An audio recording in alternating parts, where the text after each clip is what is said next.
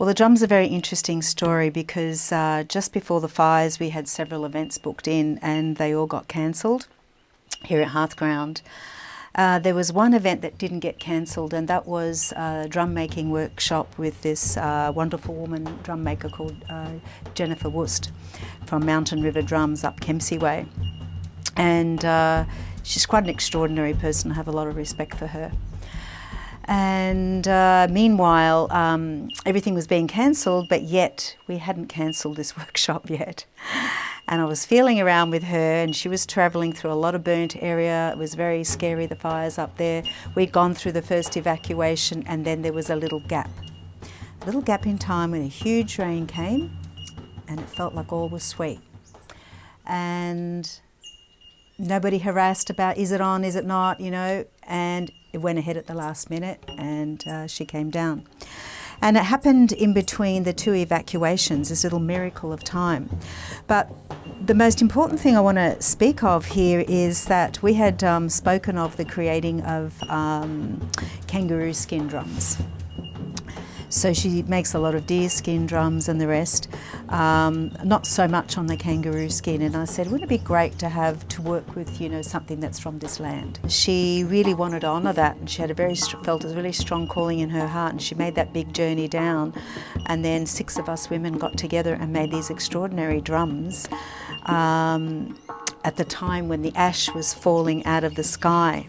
So there's all ash inside the drum. You can see the markings. Mm-hmm. Turn it to the other side. Yeah. Wow. You know, a lot of, you know, the other ceremony women, you know, around have a very special relationship with their drums. I have not had a special relationship with any of the drums that I've owned because I'm very much into everyone using the drums which are here, and not that they don't get used for proper ceremonial business, but I'd never had a greatly huge particularity that went with it or resonance. But now this one, because it came at the time between the two evacuations, and because it's kangaroo skin and the kangaroo medicine is about leaping forward, also kangaroo is, you know, one of the teaching stories of kangaroo brings unconditional love into the world. You know, all those factors together are now turning this into the Hearthground ceremony drum, and I have a lot of respect for what it's wanting to, that it's been birthed at this particular time, to be honest.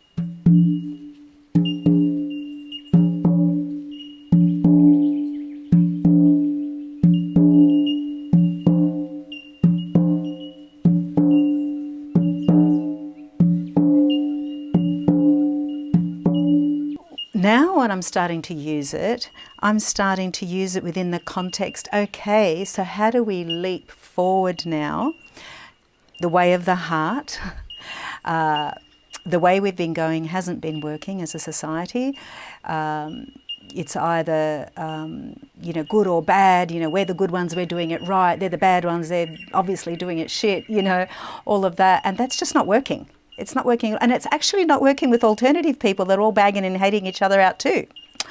So we need to strike forward into a whole new territory that we don't even know what it looks like.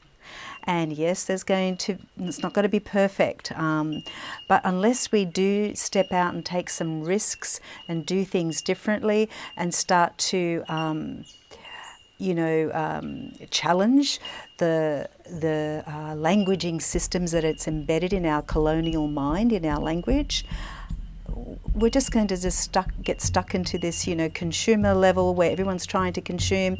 Oh, can't consume quite enough. The rich are getting richer, and the less rich are getting poorer. You know, you've got all the outfall from all of this inequality in the system, and then the people with less are trying to strive with the people that have too much, and that's bullshit too. Basically, I don't have the answers. Okay, I don't. But all I can think of is, at this moment in time, it's time to start walking differently.